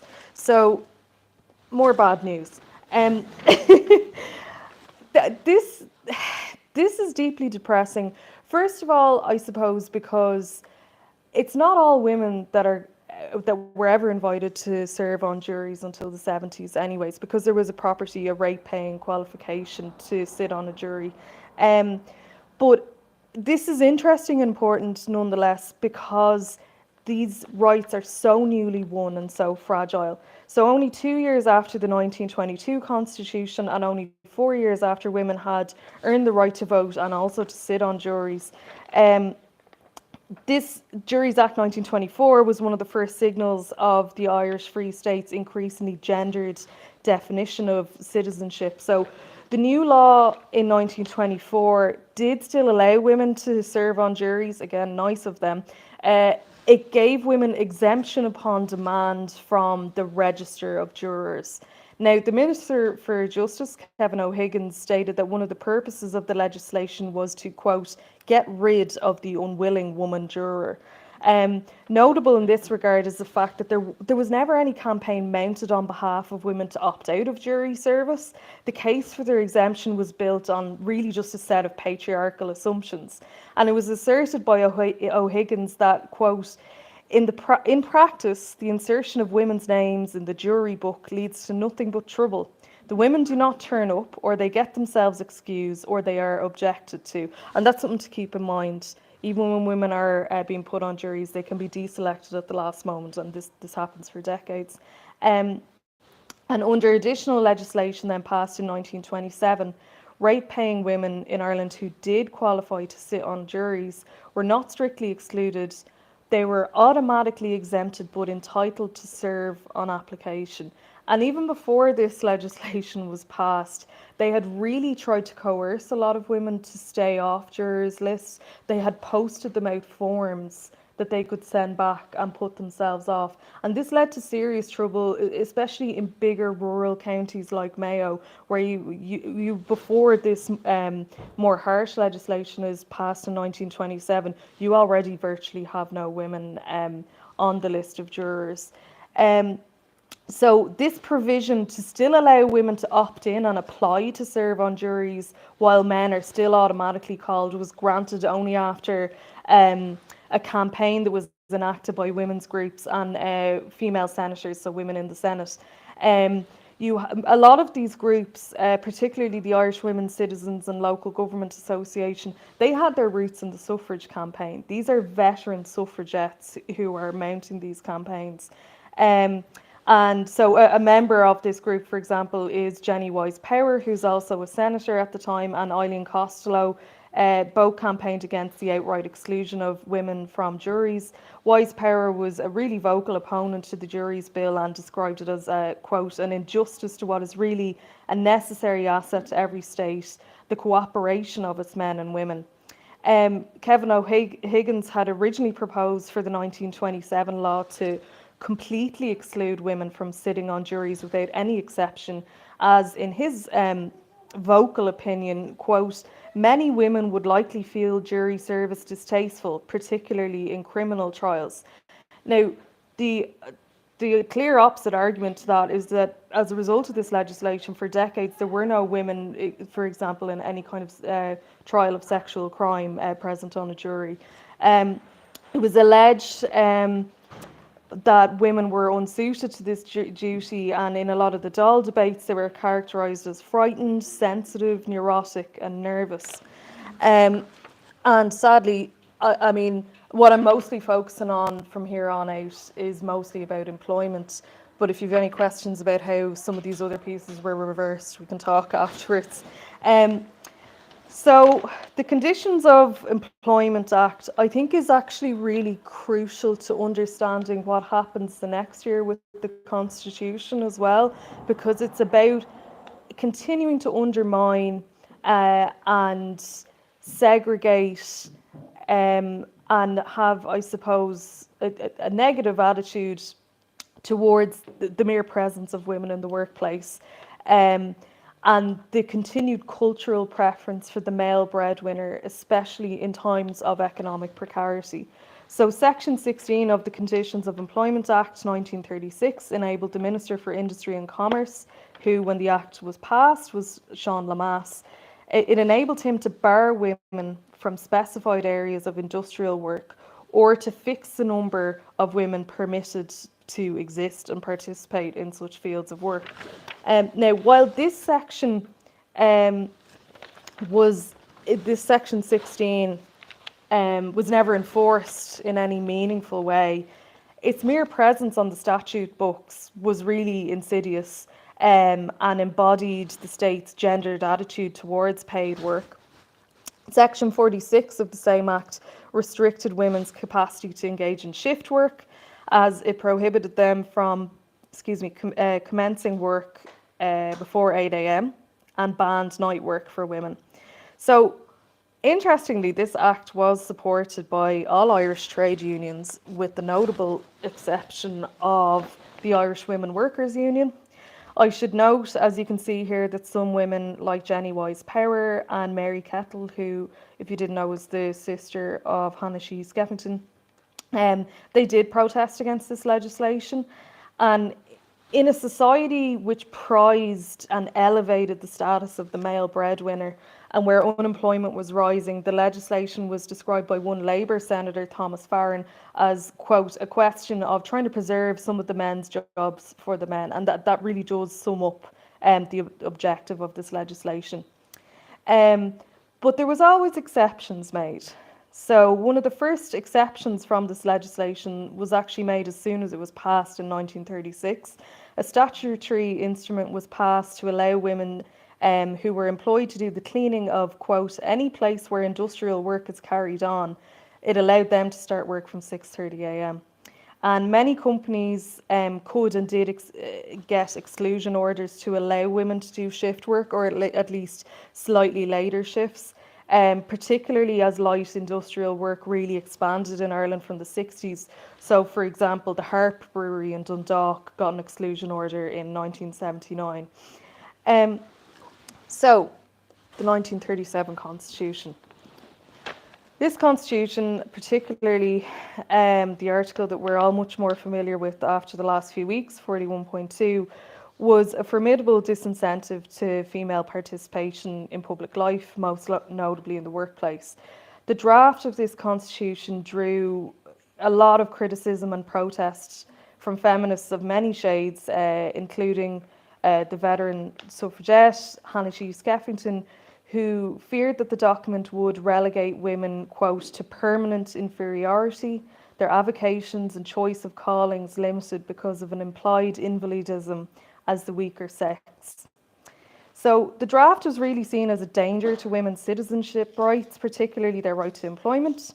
Feminist journalist of the era, Gertrude Gaffney, likened it to, quote, the death knell of the working woman.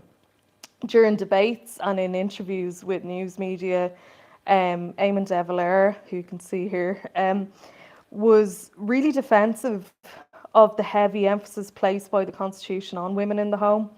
And he illustrated Fianna Fáil's broad utopian vision for a state that would expand the male breadwinner ideal to its maximum capacity. So as you can see here, he argues that he'd like to know from any women's organisation what's wrong in saying that we should strive for a social system. Interesting to see that word strive after last week. So was any of this ever meaningful? Personally, I don't think so. That will not compel women to go out and work, to supplement the wages of either their husbands or otherwise to maintain the household. Now, to stop there for a second, women's capacity to do this had already been limited by the marriage bar and by the 1936 legislation that I've also just discussed. So he's saying that the present system, because of how it compels mothers to leave their natural duties as mothers and go out and become breadwinners, is a system which we ought to try to reform. He had an interview with the New York Times in 1937 and again refuted the widely discussed idea that the Constitution would actually place further restriction on women's employment. And he repeated his insistence that the Constitution would protect their interests. He said, quote, "There's no barrier put to women's voluntarily choosing any vocation. What is insisted on is that economic pressure should not compel them to engage in injurious occupations against their will." Now, considering the restrictions that I've already mentioned that were in place, his claim was really limited in its veracity even before the Constitution was enacted. So, unlike, say, for example, the marriage bar, because this is another new, more regressive restriction, feminists are much more conscious of it and are out campaigning against it pretty much immediately. But the thing to remember about this really is that a lot of the women who are involved are very much middle class and probably weren't working to, say, top up the income of their families anyways, right? So you have the National University Women Graduates Association, so that's basically the graduates associations of all the NUI colleges. They're joined by the Irish Women Workers Union, so you do have a slightly more working class aspect of the campaign there, although they have a very distinctive outlook on this, which I will discuss. And then there's another women's group, the newly formed Joint Committee of Social Workers, the Joint Committee of Women's Society and Social Workers. This is the worst acronym ever for historians. And that's kind of it's sort of a standing committee of a lot of other smaller women's groups. So Mary Kettle, who's chair of this joint committee, led a deputation from women's organisations to meet Bridget Redmond, who was at the time a Fine Gael TD and daughter-in-law of the Home Rule leader, John Redmond. So this group really voiced to Redmond their objections to the different clauses relating to women in the draft, especially those that might affect the right of women to work. So Redmond was prepared to and did table amendments to meet the points that were made to her. So she successfully, for example, proposed an amendment to Article 16 of the draft constitution, which dealt with the eligibility of citizens to seek election. The amendment was intended to insert the words "without distinction of sex" after the word "citizen," and she did so successfully. So I suppose this part is a little bit cheering because it's reminding us that things could have been even worse. Bridget Redmond also proposed to delete the words "by her life within the home" from Article 41.2, and this amendment was obviously not carried. You also had a deputation from the Irish Women Workers Union who met with Eamon de Valera and successfully actually negotiated for the deletion of the phrase, quote, "inadequate strength of women," from Article 41. So again, it could have been even worse. And at this stage, after they successfully made that negotiation, the Irish Women Workers' Union actually withdrew from the campaign against the Constitution. So in the view of Louise Bennett, who was the chair of the union at the time, she felt that the really serious menace to the position of women had been removed. She still considered 41.2 to be, quote, futile as a mere statement, but she was optimistic, sadly, that the clause could potentially be used in claiming improved wages and social welfare for women, and was hoping for some form of family allowance that might be payable to the mother. So the remaining women's organisations who were still unsatisfied pressed ahead. They had a large public meeting in the Mansion House. And in addition to this public assembly, they had a press and letter writing campaign emphasising the dangers for women in the draft constitution, and also took out ads, as you can see here, in national papers urging the public not to ratify it in the upcoming referendum. And despite the campaign, the new constitution was accepted by a majority of the electorate, and then obviously citizenship for women became increasingly gendered. It's defined solely in terms of their functions as wife and mother, and it's important to note that the words woman and mother are used pretty much interchangeably in Article 41.2. Article 41.2 reaffirmed what had already been established as a sacred ideal in Ireland, this binary model of the family led by a male breadwinner. So I'm going to jump ahead now and look at even more discrimination just a couple decades later. And this is at a time when we might think that a certain level of progress has been made, okay? In 1974, a woman called Mrs. Kiernan was shortlisted and interviewed twice for the position of dental receptionist at a practice in County Louth. She was offered the job, but then the offer was rescinded by letter from one of the lovely dentists at the practice. He wrote, "Having had more time to think about it in relation to your married status, as yet with no children at the moment, balanced against the difficulty of training someone into the intricacies of the position, I regret that I feel it would not be satisfactory, and I would constantly be wondering if you would come to me and say you're leaving because you are pregnant. And I would then be forced with the problem of finding someone else and the difficulty of retraining." So Mrs. Kiernan actually sent this letter on to the Department of Labour, claiming discrimination on the hypothesis of a future pregnancy. But her situation, while obviously inequitable, was still perfectly legal in 1974. So this incident and countless others which aren't recorded in state records really sheds light on how acutely inferior women's status in the workplace was prior to gradual reforms, as well as it really shows us that it's not just about changing what's on the statute books, it's about examining and excavating these really entrenched attitudes towards married women and mothers at work. There was a real comfort with kind of monitoring people by their kind of family size, by their marital status and so on in the workplace. So this letter from Mrs. Kiernan was written over a year after the publication of the final report of the Commission on the Status of Women, which was Ireland's first state-sponsored inquiry into gender inequality. The Commission was formed in 1970 after a coordinated lobby was enacted by the majority of Irish women's organisations from 1967. So these are mostly actually fairly traditional and moderate groups like the Irish Country Women's Association and the Irish Housewives Association. When there's a lobby for this commission, the more radical feminist groups that we might think of, like the Irish Women's Liberation Movement, were actually yet to be fully formed.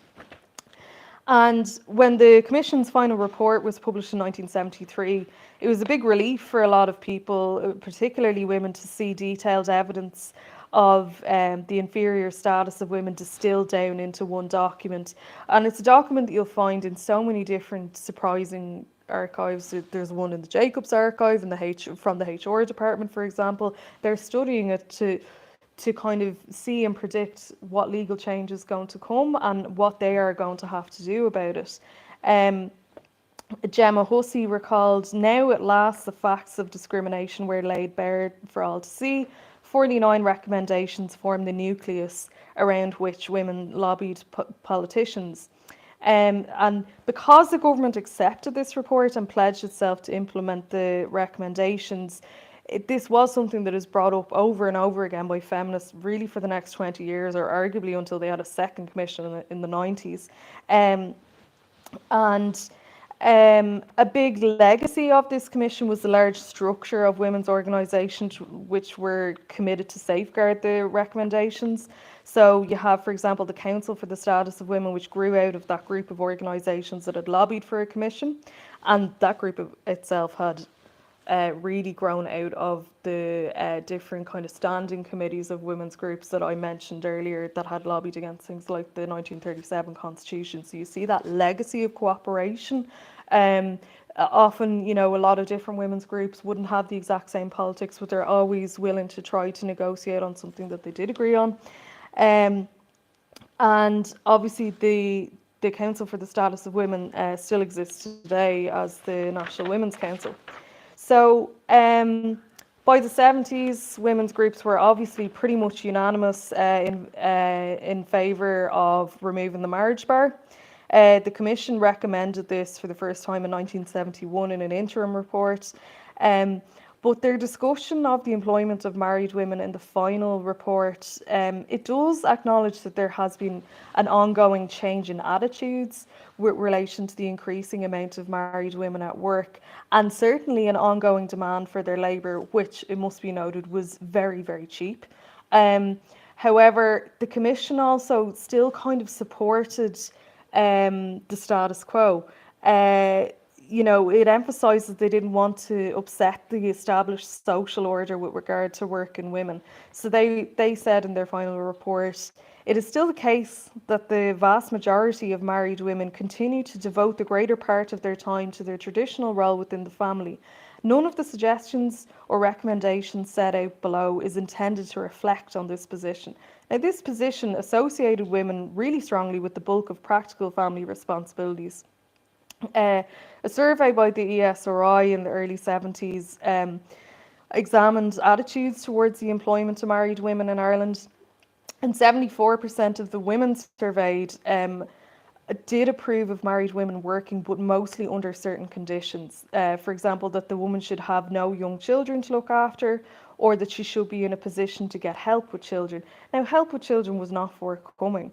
There was obviously basically zero state investment in childcare at that stage, not that it's a whole lot better now. So this was really something that only a certain income group could aspire to. And similarly, there was a survey of members of the Irish Country Women's Association trying to monitor what their thoughts were on the Commission's final report. And it really kind of expressed a similar level of hesitation. And this is important because at the time, the Irish Country Women's Association was Ireland's largest standalone women's organisation. So different branches respond individually.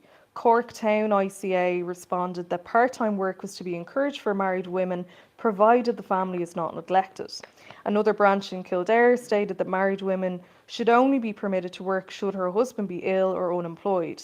So there is a real willingness for, I suppose, surveillance and a kind of, again, a hierarchy of employment rights.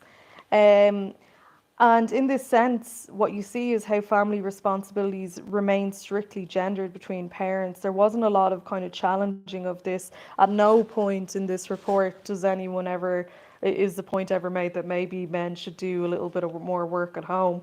And regardless of whether a mother was working out inside or outside the home, domestic labour and childcare still fell to her. And so inequality really persisted in terms of the differing perceptions of male and female careers, especially within marriage and after childbirth. Despite the fact that the Commission did insist that women should be enabled to work for either economic or psychological reasons, the argument that women should work outside the home in cases only of severe economic necessity still had quite a foothold in Irish society in 1972. So getting rid of the marriage bar. And this is a really interesting cartoon, which looks so old school, but it was in one of the civil service unions magazines in 1973 when they're getting rid of the marriage bar. So the Civil Service Employment of Married Women Bill 1973 was a really high priority for the government, obviously after Ireland joined the EEC in order for the state to comply with the Treaty of Rome. That was a big motivation for the commission to be set up as well. It was about doing the homework of what was going to have to change legally and how much was it going to cost, especially in terms of things like at least implementing legislation or policies of equal pay. So this new act revoked the marriage bar in the civil service only for new applicants. Retired women weren't entitled to any kind of direct reinstatement, but they could reapply to new positions. And it seems like this position was taken on the basis really just of the vast number of women who would be entitled to reinstatement in a broader scheme. That didn't stop people from making that argument. For example, in the Shannon, Mary Robinson was a senator at the time and reacted to this clause by saying, "This seems to me to be a very limited right of readmission." She proposed that married women should be readmitted to the civil service on a more widespread basis, particularly the many married women who were employed on a temporary basis on kind of 6-month contracts with no pension rights. That they should be put in on an official permanent and pensionable scheme immediately. And this had become more common by the 1970s. It was a way of circumventing the marriage bar increasingly. Women who remained in their positions after marriage did so on these kind of short-term contracts, usually because no other applicants had been found. When the civil service marriage bar has been ended, some politicians expressed anxiety again about the effect that the new regulations might have on the supply of such a desirable source of employment for young people and particularly for married men.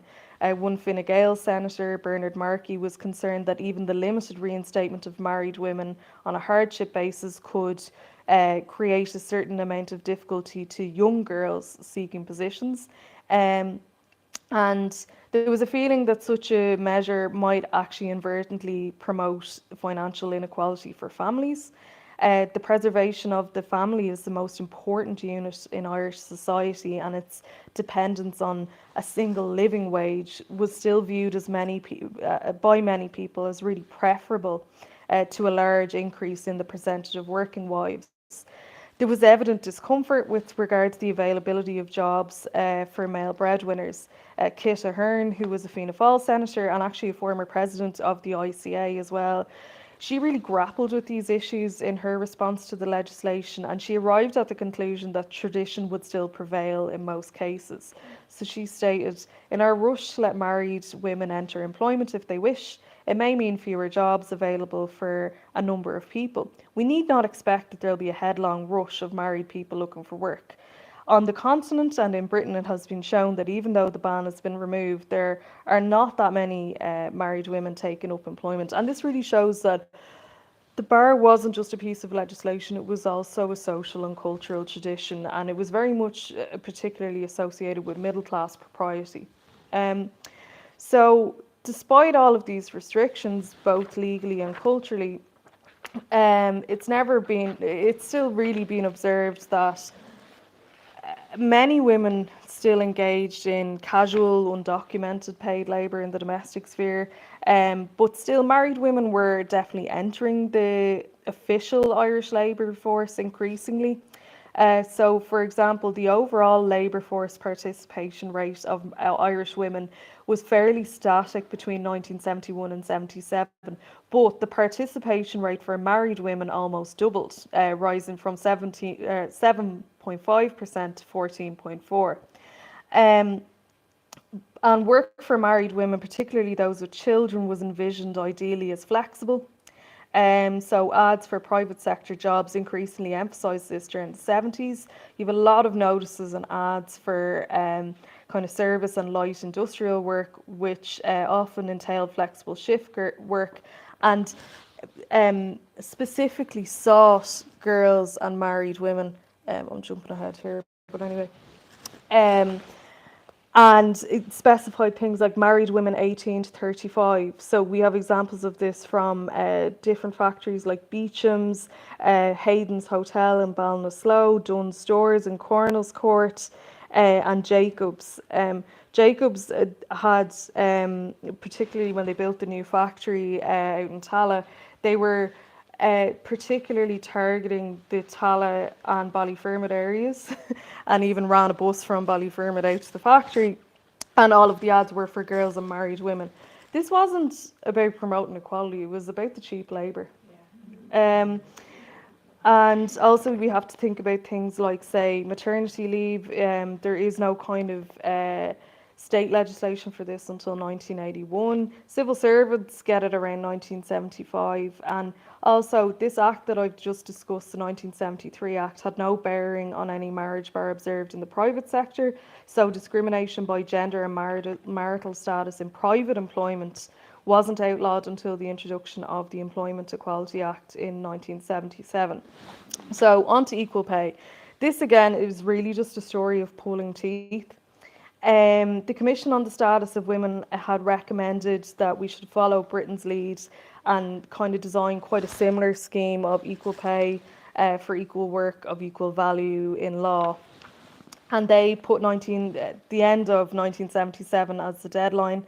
But a lot of people viewed this as unsatisfactory, including the EEC. And this is quite misleading. There is a piece of legislation called the Anti-Discrimination Pay Act 1974, which was introduced to comply with Ireland's new obligations under European legislation. But it doesn't actually apply until 1976 because of attempts by the government to delay it because of economic decline. So what did this new legislation actually entail? The new law introduced a claims-based approach to equal pay, and a further cooperative feminist campaign was also necessary in order for the Act to be implemented in full because of, as I've mentioned, the government's attempt to delay its application.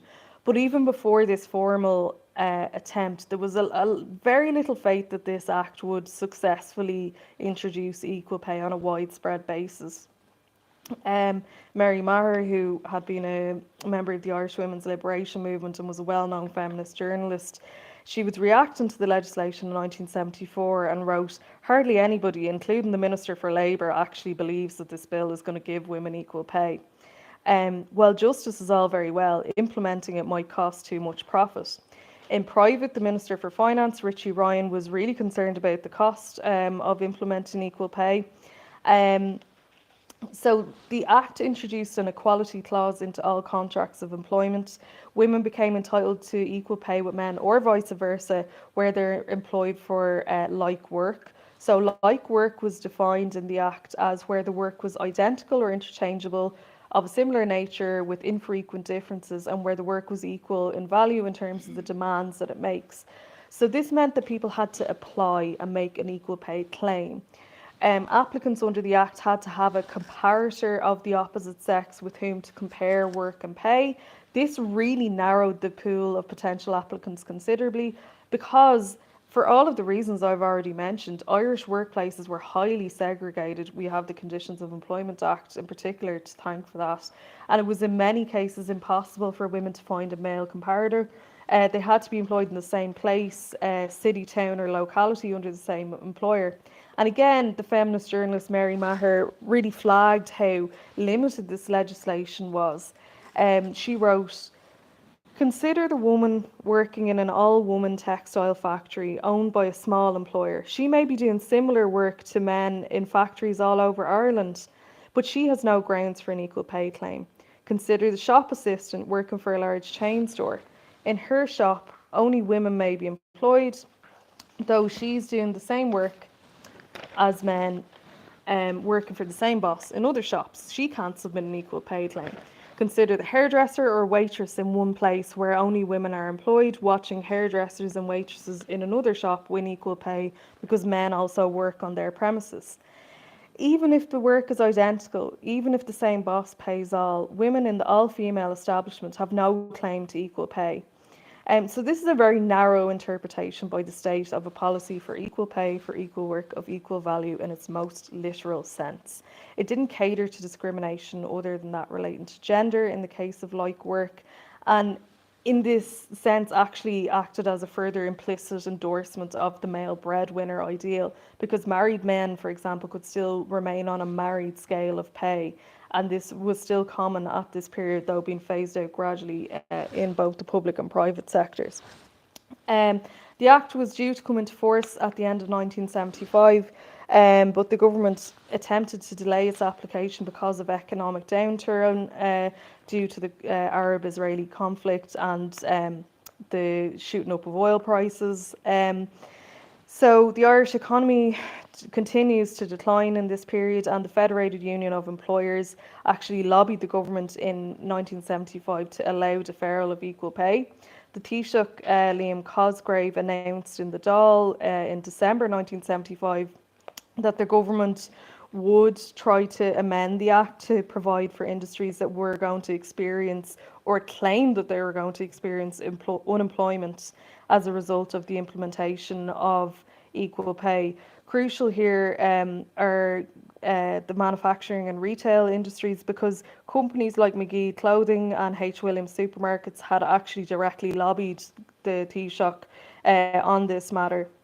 But later the EEC would say that they had never provided sufficient information to say that unemployment would actually occur. So there's a little bit of kind of context missing here, I think, or at least crucial information. There was, widespread accusations of kind of performative lip service here around the Commission's recommendations. And at the same time, while the legislation had been drafted with European legislation in mind, this wasn't enough, and the EEC were the ones who eventually came to ensure its eventual enforcement. You have a huge sense around among women at this time of disappointment and betrayal. Sentiments to this effect are visible in letters sent to the Taoiseach after his announcement. You also have more radical women's groups, like this picture shows Irish Women United actually occupying the headquarters of the Federated Union of Employers. One woman's letter to the Taoiseach indicated that her patience and that of many women had run out. She wrote, prior to the last general election, Fine Gael promised that if they became the government, they would abolish all discrimination against women. Deeds now, not words, please. Implement equal pay now.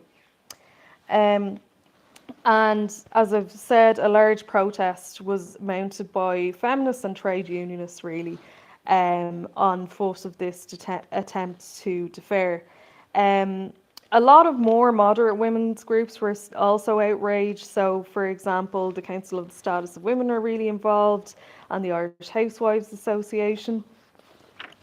And most crucially, a coordinated protest, and I think this is really interesting because it actually really echoes the petition, the Lán Amán petition, back in 1918.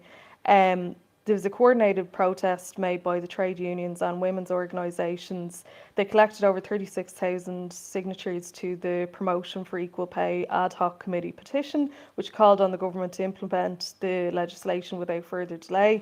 These signatures had been collected outside shopping centres, through trade unions and women's organisations, and you can see printed at the top of every petition were prominent names associated with the women's movement at the time. So women like Nuala Fennell, Hilda Tweedy, Margaret McCurtain, Catherine McGuinness and Gemma Hussey. And women's organisations like the Council for the Status of Women also wrote to the European Commission on this. Hilda Tweedy, who was chair of the Council for the Status of Women, actually travelled personally to Strasbourg and lobbied the European Parliament against any postponement of equal pay in Ireland. So this is quite an embarrassing episode for the Irish government. As a relatively new member of the EEC, the ICTU did similar by sending a submission to the EEC. And this meant that finally the government's request to delay the implementation of equal pay legislation was denied by the EEC in April 1976. And it was from this point, rather confusingly, that the Anti-Discrimination Pay Act 1974 had force. it took me ages to unpick this when I was doing the research. The Act never really actually eradicated pay differences between men and women either. So, for example, figures for 1993 show that the women's hourly earnings were 69% of men's, while women's weekly earnings were 60% of men's. The disparity is greater in terms of weekly pay because this includes factors like overtime and bonus payments more commonly accrued by men. Another significant reason why the Act didn't eradicate differences in pay was how segregated the labour market was in Ireland. And later, the Employment Equality Act extended the legal definition of discrimination to include sex and marital status in 1977. This is also, as I've mentioned, what finally prohibits marriage bars in private companies as well. The Unfair Dismissals Act 1977 had a limited clause on pregnancy and dismissal, which still left a few loopholes for employers. So, for example, if a pregnant employee wasn't able to adequately do the work for which she was employed, an unfair dismissal couldn't be alleged. So, to finish up now, after the publication of the Commission on the Status of Women's report in 1973, and in the same year, the Ireland's new membership of the EEC, Ireland was really in a transitional period of change. Progress in the areas of equal pay, for example, really occurred primarily because of external pressure on the state, because of its obligations as an EEC member state, as well as feminist campaigns enacted by women's groups and trade unions. So legislation can serve as an implicit endorsement of gender roles, a subtle cue for what is and isn't possible. And it's kind of previously been demonstrated by historians other than me that legislation enacted from the early years really bolstered, as I've explored, the idea of the male breadwinner in Ireland. Now, Ireland was the last country in the EEC to make legal provision for maternity leave. Even more recently, in the last couple of years, the mere fact that the Minister for Justice was the first cabinet member in the history of the state to take maternity leave, and that this wasn't really an occasion that had been anticipated, demonstrates the deep legacy of gendered attitudes with regards to women's role in the workplace. Gender roles in Ireland, in the period that I've discussed, they shifted, but they didn't radically transform during this era.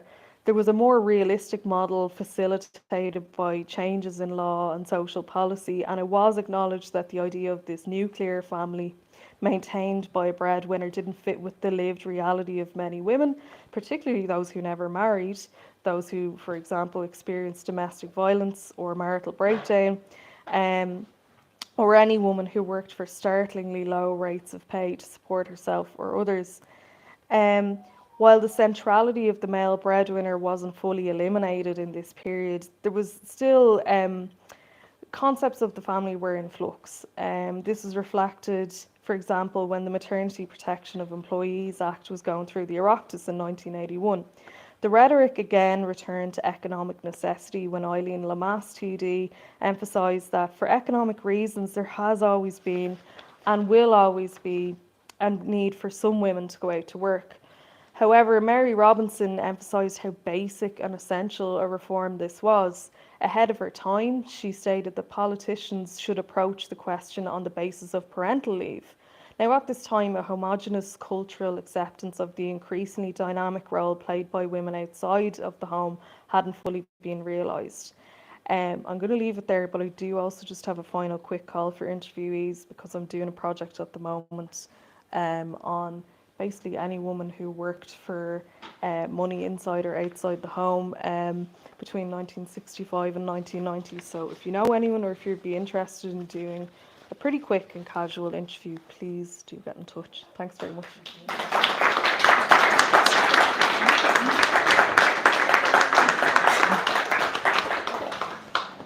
like to thank Liz and Deirdre for incredibly interesting talk. We have time to make 1 or 2 questions if anybody has one.